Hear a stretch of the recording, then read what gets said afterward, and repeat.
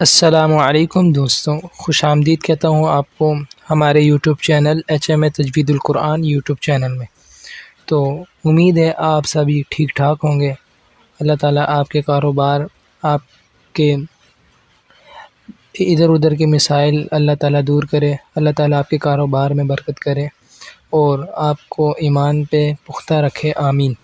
تو آج ہم سیکھیں گے نورانی قاعدہ لیسن نمبر 1 کے مخارج کے لفظ کہاں سے ادا ہوتے ہیں، ان کو پڑھنے کا کیا طریقہ ہے، کدھر سے نکلتے ہیں، حلق سے کون سے حرف نکلتے ہیں، کون سے زبان کے زال سا اس طرح کے حرف، ان کو آج ہم دیکھیں گے کہ یہ کس طرح ادا ہوتے ہیں۔ تو اسکرین میں آپ کو ان کا جون سا میں مخرج سکھاؤں گا وہ سائڈ میں دکھے گا بھی، آپ کو میں پڑھا رہا ہوں۔ تو سب سے پہلے ہم پڑھیں گے الف کا مخرج کیا ہے۔ تو الف کا مخرج یہ ہے، منہ کے خالی حصے سے الف ادا ہوتا ہے، احتیاط الف پڑھنے سے بچا جائے۔ آپ کو اسکرین میں یہ دکھ رہا ہوگا، منہ کے خالی حصے سے الف ادا ہوتا ہے، منہ کے خالی حصے سے الف ادا ہوتا ہے۔ احتیاط آپ نے یہ کرنی ہے کہ الف کھینچنا نہیں ہے، الف بالکل آرام سکون سے الف پڑھنا ہے۔ ادھر لکھا ہوا بھی ہے کہ الف نہ پڑھیں، الف یوں۔ تو آپ سبھی بھی میرے ساتھ پڑھیں۔ الف کا مخرج یہ ہے، منہ کے خالی حصے سے الف ادا ہوتا ہے، احتیاط الف پڑھنے سے بچا جائے۔ اسی طرح ہم با کا بھی مخرج پڑھیں گے۔ تو با کا مخرج پڑھتے ہیں، با بالکل آرام سے، با ایک الف کی مقدار میں کھینچنا ہے۔ آپ بھی پڑھیں با۔ تو دونوں ہونٹوں کی اندرونی تری، آپ بھی پڑھیں دونوں ہونٹوں کی گلے کے حصے کے ملنے سے، گلے حصے جو گلا کا حصہ ہے اس کے ملنے سے با ادا ہوتا ہے۔ جو گلے کا حصہ ہے اس کے ملنے سے با ادا ہوتا ہے۔ جو آپ لوگ کے ہونٹ ہیں ان کا جو اندر کا جو گیلا حصہ ہے نا، گیلا، آپ جب ملائیں گے اسے تو با ادا ہوگا۔ جو گیلا حصہ ہوتا ہے، خشک نہیں، جو باہر ہونٹ، سامنے والے ہونٹ نہیں، جو اندر والا ہوتا ہے وہ، ان کو جب ہم ملاتے ہیں تو با ادا ہوتا ہے، با۔ اسی طرح ہم پڑھیں گے آگے بھی، آگے ہم پڑھیں گے میم کا مخرج۔ تو میم کا مخرج بھی اسی طرح ہی ہے، با کے مخرج سے ملتا جلتا ہی ہے، بس اس میں یہ ہے کہ آپ نے میم کے مخرج میں آپ نے جو سامنے والے ہونٹ ہیں ان کو، باہر کا جو حصہ ہے ادھر سے میم ادا ہوگا، خشک حصہ جو بیرونی حصہ جو ہے، کیا نام ہے، جو با تھا اس کا تو اندرونی حصہ تھا، تو میم میں بیرونی حصہ۔ اسی طرح یہاں پہ لکھا ہوا ہے میم، مد بھی ہم نے پورا کھینچنا ہے۔ میم یہاں پہ آپ ہجے دیکھیں اس کی، میم یا زیر می، مد بھی ہے تو می 5 الف کی مقدار ہو جائے گا، تو آگے میم ساکن ہے، میم مد کے ساتھ ہم پڑھیں گے۔ تو اسی طرح آگے ہم پڑھیں گے کہ ان کا مخرج کیا لکھا ہوا ہے، دونوں ہونٹوں کے بیرونی جو خشک حصہ ہے، جو باہر کا حصہ ہے ہمارا، ادھر سے میم ادا ہوتا ہے، خشک حصے کے ملنے سے میم ادا ہوتا ہے، خشک حصے کے ملنے سے میم ادا ہوتا ہے، میم ادا ہوتا ہے۔ اسی طرح میم۔ اسی طرح ہم آگے پڑھیں گے طا، دال اور تا کے مخرج، ان کا مخرج سیم ٹو سیم ملتا جلتا مخرج ہے، اس لیے ان تینوں کے مخرج کو ہم پڑھیں گے۔ زبان کی نوک جب اوپر سامنے والے 2 دانتوں کی جڑ سے لگے، زبان کی نوک جب اوپر سامنے والے 2 دانتوں کی جڑ سے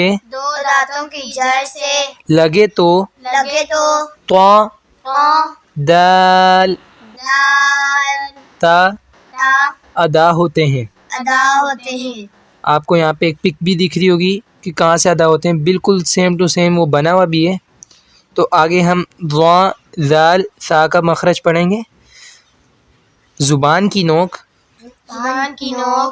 جب اوپر والے 2 دانتوں کے दो दांतों के सिरे से लगे तो सिरे से लगे तो वा वो ज़ाल जाल सा ला अदा होते हैं। अदा होते हैं। अदायगी नरमी से होगी।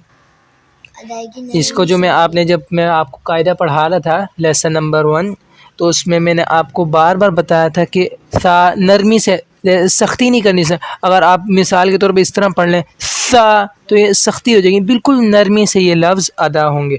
एहतियात आपने इसमें ये करनी है, एहतियात लिखा हुआ भी है, एहतियात सा में ज़ुबान और दांतों के दरमियान से आवाज़ और हवा पास होगी, कि आवाज़ हवा बाहर आएगी। सा इसी तरह आगे हम पढ़ते हैं। जीम शीन और या का मखरज ज़ुबान का दरमियान जुबान का दरमियान जब ऊपर के तालु से लगे जब ऊपर के तालु से लगे तो तो जीम जीम शीन शीन या या अदा होते हैं। अदा होते हैं। इसी तरह हम आगे हरूफ हल्की जो है गैन खा आइन हा हमज़ा हा, इनका मखरज पढ़ते हैं।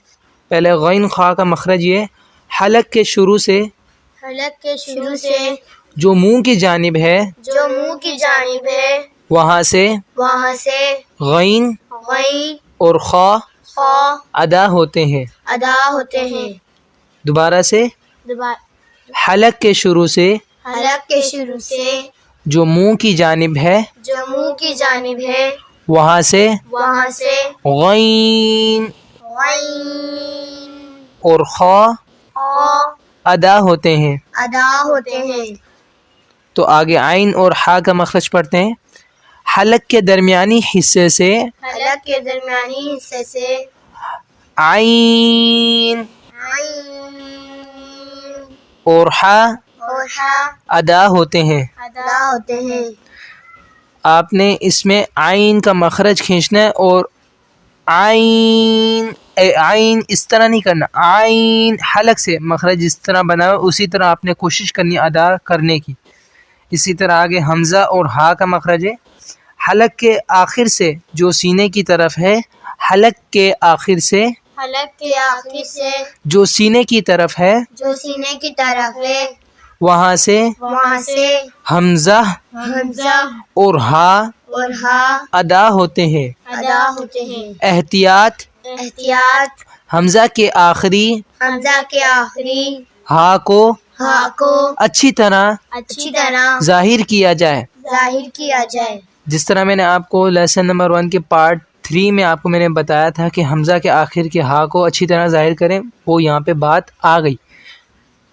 तो यहाँ पे आपको अदायगी दिख रही होगी इसी पिक्चर में कि अदायगी हलक जो गैन और खा का मखरज है वो आपके हलक की जो पिक्चर है पिक के, आप अगर शीशे के सामने जाके देखें तो वहाँ से अदायगी देख सकते हैं कि ये लफ्ज़ मैं कहाँ से अदा कर रहा हूँ कहाँ से नहीं। ये वस्त हलक, अक्सा हलक। इसी तरह आगे हम क़ाफ और काफ का मखरज पढ़ेंगे। सबसे पहले क़ाफ का मखरज पढ़ेंगे। क़ाफ